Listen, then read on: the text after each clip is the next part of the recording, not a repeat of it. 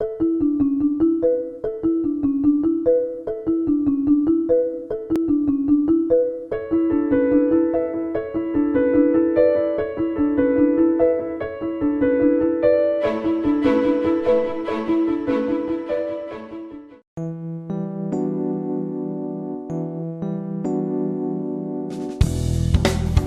I'm Nyesha McCauley, and you're watching AccessTV.org.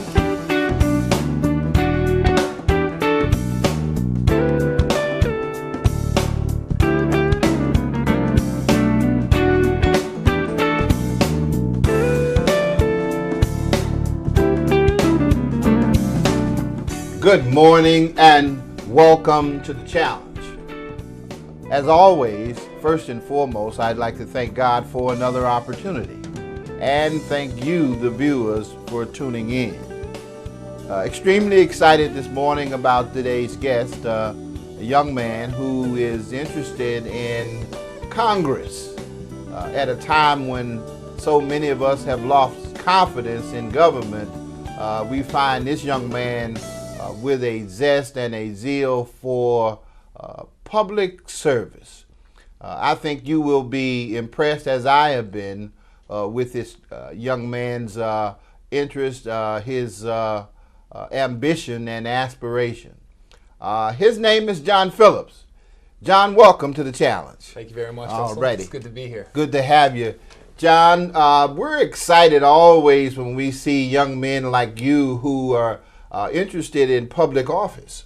It would seem that given the recent climate that so many folks who may have at one point been interested in public service have decided that the system isn't working, that it is badly broken, and that there are things that need to be done to make changes in order for it to be effective and to work as it should. How do you feel about that?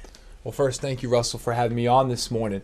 I couldn't agree any more than that, absolutely. When we look at Congress in general today, we look at a lack of accountability. We look at a government that spends too much money. We look at a government that doesn't respect the Constitution of the United States. But I think most importantly, what frustrates me, what frustrates any Republican, and I would say any Democrat or any independent, especially in the 1st District of Connecticut, is that both parties have become reactionary parties. They've put the blame game on the other one, on the other party, on the other person, on the other senator, on the other congressman. It's not my fault, it's their fault. And I think most of the voters in Connecticut this year are saying, look, stop the name calling. I want proactive solutions to some of the problems that we see. I don't want name calling. I want proactive solutions so that 10, 15 years from now, our nephews, nieces, and kids, and when they ask us, did you fight in 2014, they actually have a future. And I think that's a big part of the message this year, is looking at that next generation and taking a step back and putting forth proactive policies so that 15 years from now, they're living in prosperity and we don't have to disappoint them in the decisions we made this year in 2014. I couldn't agree with you more. We are looking for solutions. The blame game certainly does not work. It has stalled, so much of the progress that one would hope for, given the new members, the new ideology, and we were hopefully going to have a new merging of ideas, but that has not happened. So how do you, John Phillips, how do you intend to make that happen? I know there were a lot of freshmen who went into Congress this year who thought that their presence there might change the way Washington works, but unfortunately they didn't have much success. So what would make John Phillips much more of one of those people who could make sure that this system of government would work for people? I hope most importantly that I'm someone that goes to Congress as a servant, not a master. As someone who's at that grassroots level where we're going to come up with bottom-up policies, where every single congressman and senator should go into their local communities, build up their policy, and then from the bottom up. One of the things that I strongly looked at as an educator in a public school in the state of Connecticut, and living in the city, is how can we revitalize our cities? Now we know, unfortunately, we've gotten involved in reckless skirmishes overseas. We have fought unwinnable wars overseas. And if I have the opportunity to serve in Congress, to be able to scale back those wars and launch the real winnable wars that could be obtained in our cities. How do we get our veterans, for example, who have just fought 10 years, 11 years, 12 years in battlefields where they're asking themselves at the end of the day, what are we fighting for? Right. And to have these veterans who are looking for purpose, that are looking to serve their country, scale them back from 4,000 miles away, put them into our cities, and establish the military magnet schools, establish the service programs, allow them to interact with young people and say, look, this is how you want to live your life. This is what you want to do in the future. And now they're going to bed not 4,000 miles away, right, but a couple of miles away from where they work, and they're saying, you know what? This is a war that we can win. This is something that is a bipartisan agree. This is something that both parties want to do. We want to revitalize the cities. We also want to take care of our veterans, and we want to scale back the unfortunate wars that sometimes we've got involved in. And this is a chance, I think, where hopefully, if I have the opportunity to serve, to bridge the gap between the two parties and get us working in the right direction. Wow. Sounds good. I mean, it sounds like to me your interest is more on focusing on what's happening at home rather than what's happening abroad, or, more on domestic policy, if you will, than foreign policy. Is that a fair statement? I think it's a fair statement. I think America is going to have a global influence in the world. Right. But this is a total different world than post-World War II. After 1945, America was the superpower. Right. And we were the people that were able to obviously help and dictate policy around the world. Right. And rightfully so, because if we didn't do it, the Soviet Union would. Sure. Now we live in a total different world. And we have to understand that first and foremost, we have to look at the Constitution and make sure any action that we take overseas falls in line with the Constitution. And if things at home were wonderful and we were prospering, right, and everyone had a job, right, and it was easy to get an education and to establish that education, then I think many Americans would say, yes, helping out in international foreign affairs and conflicts might be something that we can do. We can't do that right now. And not only can't we do that right now, but we have seen, whether it be the 1960s and 70s in Vietnam, right, or whether it be in the 2000s with Iraq and Afghanistan, some of these decisions that we have made, although we might have had good intentions, there was no vision. And now we have a country, unfortunate, that's drowning in debt. And we have people here living domestically inside the United States that are looking for the government to come up with solutions first to take care of the home base. Right. And so that a strong home base can then help us internationally to deal with some of the problems that are happening outside of our borders. If we can just digress for a quick second, sure. You obviously feel like the urban areas, if you will, or cities are being neglected, in that somehow we're not fully utilizing the talent that we have here, and that a lot of America, if you will, is still very much underdeveloped. Is that what I hear you saying? I agree. I think one of the big things, well, first, obviously, being born, raised, still living in the city of Hartford. I've lived here my entire life. My father and my mother still live in the same house that they raised us 4 children in. Oh, wow. Father's been teaching us in the Connecticut school system, Hartford school system for 39 years, and my mother's been teaching 12 years as a librarian. So Hartford means a lot to myself, but it's also somewhere where I wake up every single day, like you, Russell, and we can kind of see the environment. Sure. The one word that always comes to mind when it comes down to Hartford is, well, it struggles, but it has the opportunity. Right. It has the word potential. Yeah. And I look around, and there is potential, but it starts with leadership. And again, it starts with people of both parties coming together saying we're not going to be reactionary towards the city. We're going to put up with an actual vision.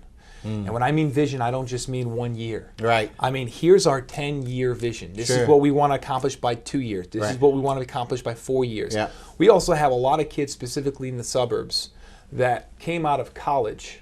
And what do we know about them? They have a lot of debt. Right. They're most likely living at home. Yeah. They're looking for a future, and they don't have a job. Now, if we're able to take those young people and say, look, we want to get you in the cities. We want you to get working for the local municipalities. And as a result, we're going to give you a 10-year, 5 to 10-year plan where, yes, we will eventually gradually scale off the debt you have to pay to college. Now, not only do you have kids saying, wow, in 7 years from now I could be debt-free, but in 7 years you can look back at Wadsworth or at Capitol Avenue and say, look, this is where I was, this is what we accomplished, this is something that I can use to push myself forward in whatever career that I decide to do. So to get those young people in a city like Hartford of great potential, Right.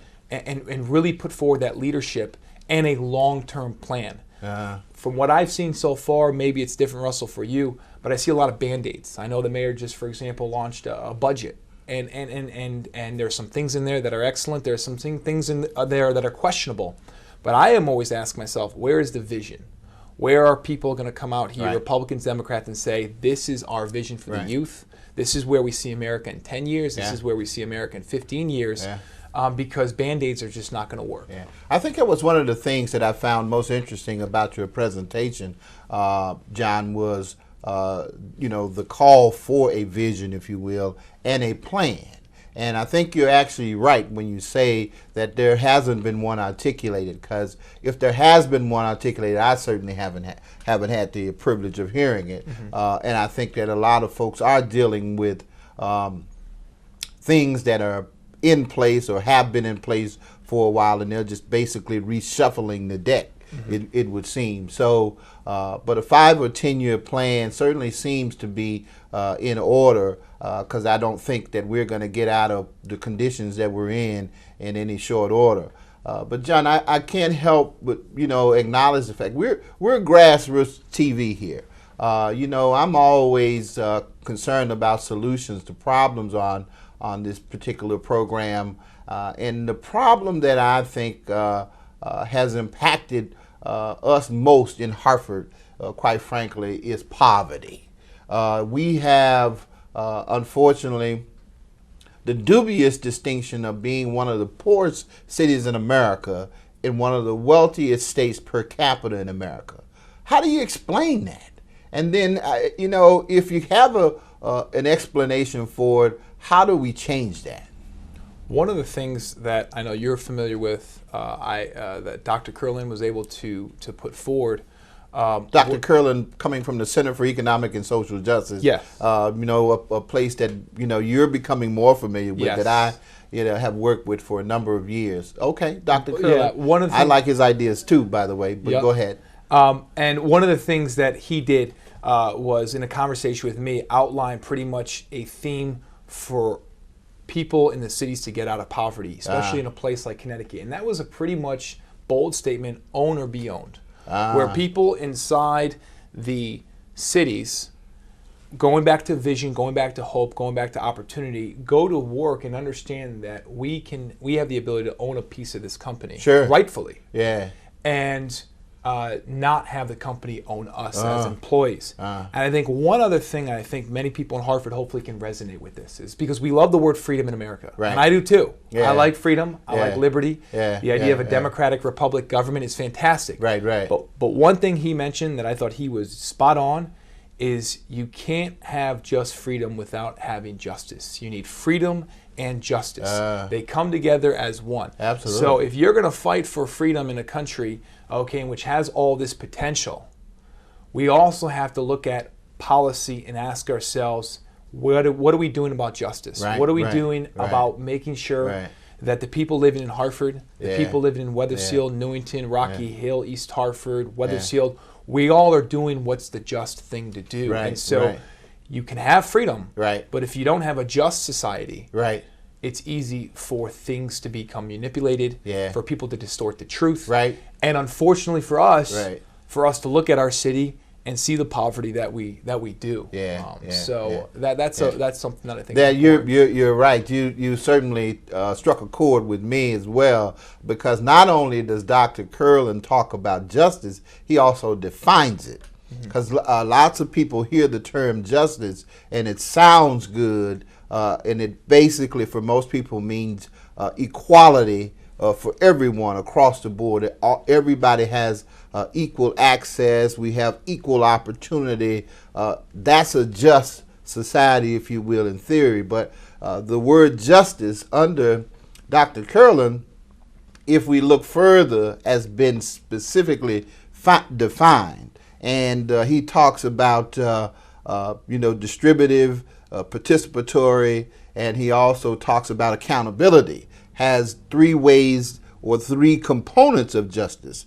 The participation means everybody participating in it fully. Accountability meaning that there is some way to reconcile what takes place.